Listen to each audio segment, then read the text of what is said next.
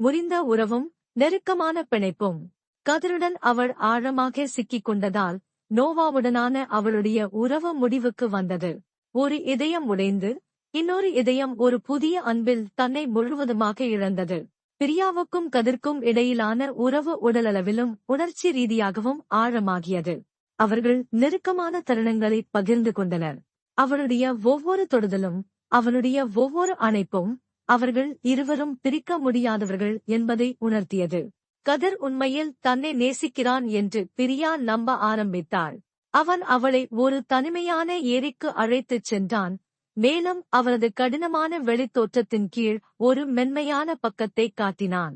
அவனுடைய கண்களில் தெரிந்த காதல் அவளது அனைத்து சந்தேகங்களையும் நீக்கி ஒரு புதிய நம்பிக்கையை விதைத்தது. கதிர் தனது கடினமான கடந்த காலத்தை பற்றியும் தனது தந்தையுடனான உறவை பற்றியும் அவர் பல்கலைக்கழகத்தின் அதிபர் குறிப்புகள் கொடுத்தான். அவனுடைய வலியை புரிந்து கொண்டபோது பிரியா அவன் மீது மேலும் அனுதாபம் கொண்டாள். அது அவரது நடத்தையை இன்னும் அதிகமாக புரிந்து கொள்ளவும் அவரது இருண்ட பக்கத்தின் பின்னால் உள்ள காரணங்களை கண்டறியவும் உதவியது. உறவின் சோதனை. கதிரின் கடந்த காலம் வெளிப்பட்டதால் அவர்களின் உறவு புதிய சவால்களை எதிர்கொண்டது. பல்கலைக்கழகத்தின் அதிபரான அவரது தந்தை கதிரின் இந்த உறவை அறிய வந்தார்.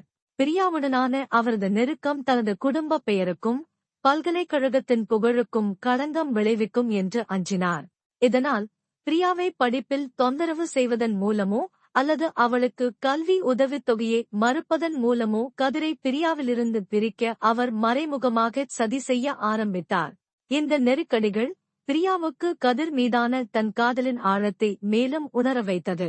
அதே சமயம் நோவாவும் பிரியாவின் வாழ்வில் மீண்டும் நுழைய முயன்று அவளை தன் பக்கம் இழுக்க பல முயற்சிகளை மேற்கொண்டான்.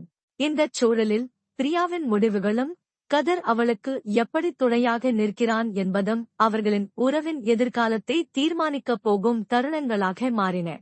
Please subscribe for more updates.